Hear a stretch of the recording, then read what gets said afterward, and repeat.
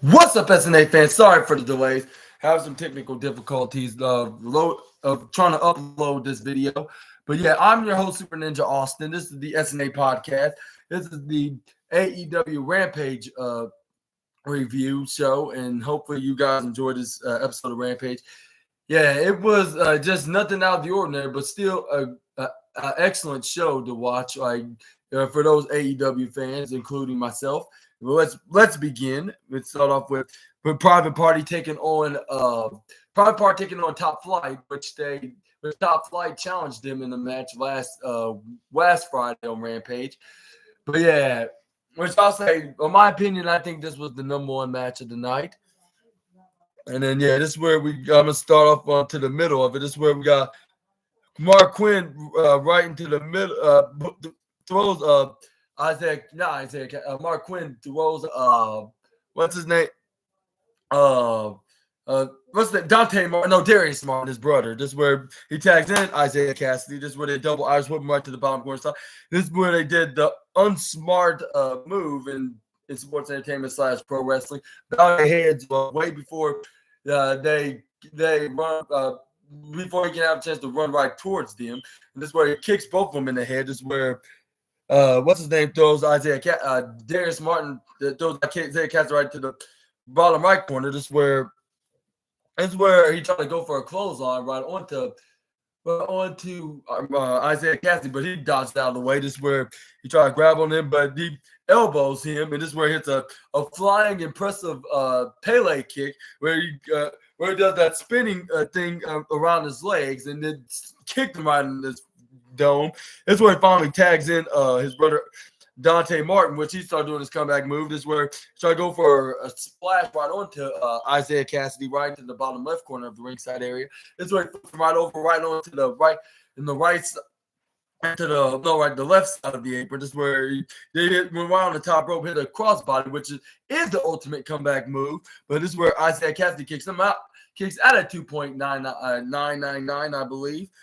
This is where Darius Martin's like, what in the absolute blue hell did he kick out of that? But even though it's not my signature finishing maneuver, but that was very, very, very inconvenient at the same time, though. This is where he throws him right to the upper left corner side, tags in what's his name, Darius Martin. This is where he starts stomping onto him after doing a double suplex right onto Isaiah Cassidy. But Isaiah Cassidy has double knees right into the head on each Martin brother. This is where he started hitting forearms right onto both of his opponents' face, like both Dante and then Darius, like where everybody was chanting "pour shots, or shots."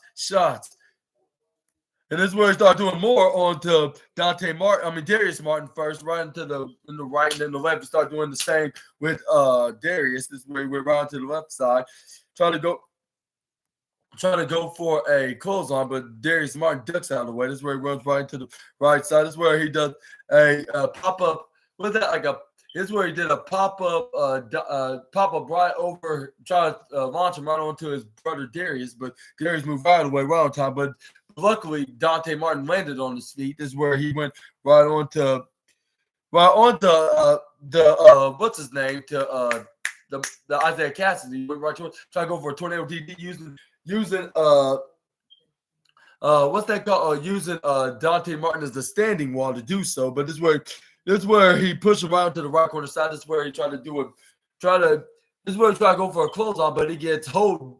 This is where Darius Martin ducks and grabs onto Isaiah Cassidy. This is where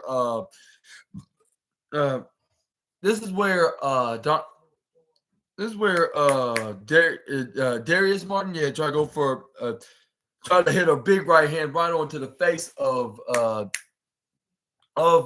Isaiah Cassidy, but Isaiah Cassidy booted him right into the face. Hit an arm drag right onto Darius Martin. This is where they try to kick Dante Martin in the gut, but this is where he grabs onto him, like, not today. This is where he spins him around. Hits a step up, hits the Gary right on the here. Tried to go for him, but this is where Dante Martin ducks and then it hits his brother instead, Darius. And then this is where Dante Martin hit the super kick afterwards. This is where grabs him, Irish whip him right to the right side. This is where he went over the top rope, and this is where tag partner Mark Quinn catches him, and this is where he does the flippy doodah maneuver right back in the ring. This is where he make sure he doesn't land on the outside.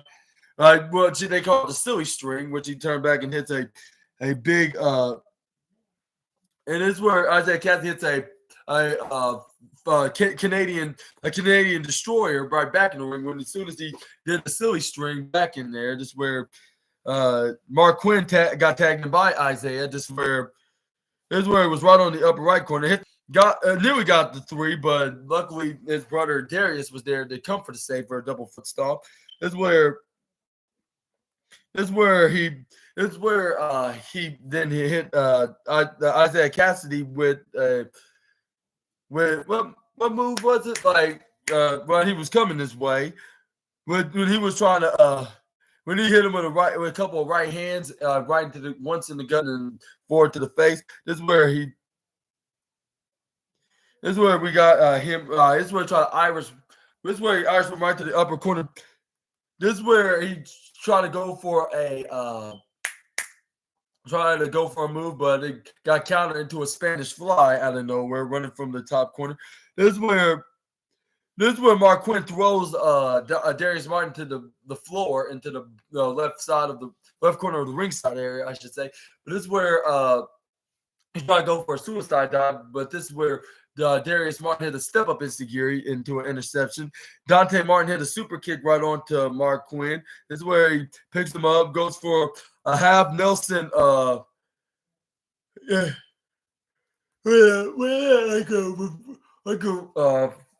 Nelson Uranagi slam, like a sit-out Uranagi slam, to get the 1, 2, 3, and you're winners of your opener match of Rampage. Dante and Darius Martin. Top flight.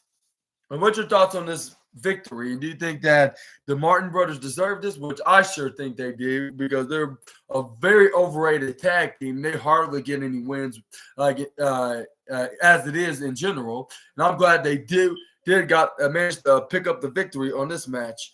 Which I'll give this the match of the night. Which I'll say nothing against the main event. It's just that it was much of a bigger match, like that deserves to be on the top rankings, if you know what I mean.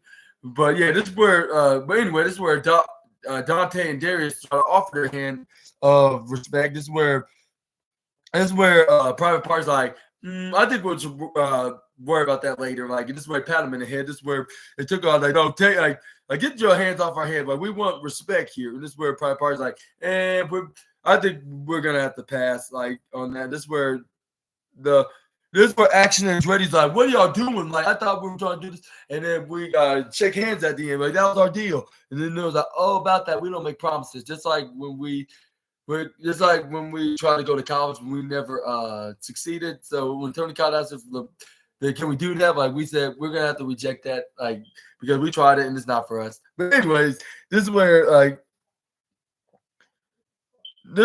he got the water bottle. It looked like he was about to drink the bottle and crush it after he drinks the water. And quicker than Flash can even crush a bottle with in general. But this is where, what's your thoughts on this match and the segment afterwards in the post match? Let me know in the comments down below about that. And also, we had Sammy Guevara back in the backstage interview with Renee Paquette. This is where she asked him a couple questions, saying and this is where she asked him, we nearly, saying, y'all nearly became the AEW Tag Team Champions, like you said last week, and then this was because of the Don Callis family's Konosuke Takeshita and Powerhouse Hobbs. And luckily, we heard some good news about Sammy Guevara, because he said it right when he got a chance to speak. And this is where Renee Paquette, that's what he feels like I feel great. And it's like, and this is where he was like I nearly became AEW Tag Team, but it hasn't been for those meddling two kids, the kids of Don Callis, which was Konosuke and Willie Boy, I should say. And what's your thoughts? And do you think we're gonna have a match anyway? The Spanish God and the Powerhouse Man. let me know in the comments down below. But for now, we had up next is a eliminator match with eliminator tag team match between Big Bill and Ricky Starks against Big Bill and Ricky Starks taking on John Silver and Alex Reynolds, Alex Reynolds of the Dark Order. But before we do have that match, this is where we got Jeff Jarrett and Satnam Singh and Sanjay Dutt, and him and his wife were with them. Surprisingly, this is where Sanjay Dutt's like, Jeff Jarrett is late, like come on, Jeff. And he was like, Jeff Jarrett, do you think our boy Jay here wants to really want to work out here? And this is where Jeff Jarrett's like, you Sanjay, don't be getting all playing stupid with me. Like, I am a 2-time Hall of Famer, a 12-time World Heavyweight Champion. Like, I'm damn sure. He was like, I'm damn sure I'm ready. And he's like, and I'm damn sure. What he said. He's like, I'm damn sure not getting in the ring today. This is where Jay was like, oh, y'all late, made it. Like, I'm sorry being late, like always. Like, but I'm why you still new, son? He's like, and this is where he's like, I'm not working out, like, but Karen, like, with the Lula, like, outfit, like, Momo, she's ready to work out as well. And this is where Karen Jarrett's like, what are you talking about, Sanjay? I'm not working out today. Like, no, like, but I did write down the team names, like, and I said the photo shoot next week. Like, hey, ain't that exciting? And this is where Jay Lethal's like, okay, exciting. Like, and this is where he's like, okay, that leads you, me, and Jeff, right? Go Satnam. And this is where Satnam's like, he's like, I don't need to work out, like whatsoever. I'm undefeated right now when it comes to my size and fighting in that square circle. And this is where Jay Lethal's like, all right, fine with me. Like, okay, Josh, like, and this is where Jarrett couldn't take it anymore. He's like, Jay, that's the problem right there, Jay. Like, I'm very sick of it. You're the problem of the team, and and he was like, and your problem is you're too damn nice. I was like, maybe he's trying to be a cool side. Like, if there's no problem that needs to be fixed, I should say. That's all I should say. Yeah, that's not the. I don't think that's the problem to be fixing. That needs to be fixed, and he's just trying to work out in everybody's favor, like, like zodiac signs, or like just like the SNA assassin man. And I believe his birthday was like a couple weeks ago. And I want to give him a late happy birthday to Jay Lethal about that, like, to the fellow Aquarian. But anyway, this is where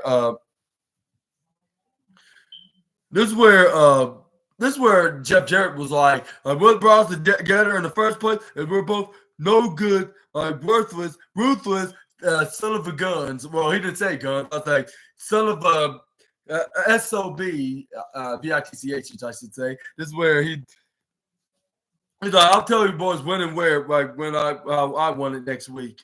And this is where Jay Lethal's like, yeah, whatever. And this is where Karen Jarrett was like, yeah, you're a nice guy. Like what's that? Wonderful Whiskers is right. Like, you are a nice guy. I was like, yeah, there's nothing wrong with being nice. Like, we're just trying to be cool, like, to make sure everything's working ship shape. And if it is, like, there's no need to be mean. But anyways, yeah. But maybe he could be a bit nice, and that's what's making him lose matches lately. But are we going to see a mean Edge? And no, I don't mean Adam Copeland, because he's using the Adam name, and he's usually on Wednesdays and Saturday nights, which that'll be tomorrow night. But you're talking about, we probably would see Adam Copeland in the next Cope Open Challenge. But for now, we're going to see the man that he calls Vanilla. A vanilla young short version of The Rock and his tag partner, the wannabe 7-foot version of him, taking on the Dark Order. This is where we got but yeah, let me know in the comments about Jay Lethal, of course. This is where we got This is where we got John Silver got the better of Ricky Starks in the first half. This is where this is where he placed him right to the bottom right corner, hit him with a couple of strikes right into the ribs, and doing them strike kicks. This is where he tags in his tag partner, Alex Reynolds, and this is where he hits a huge European uppercut right onto Ricky Starks. Silver's there, like, it's all about the flex. Right, punch right to the midsection, elbow in the midsection, gets chopped right onto the Gunther's next victim because he already checked him right on the list. And then this is where he tried to go for a close, but this is where Rick Starr tried to go for a clothesline. This is where John Silver hits a big German suplex right onto the Absolute Man. This is where John Silver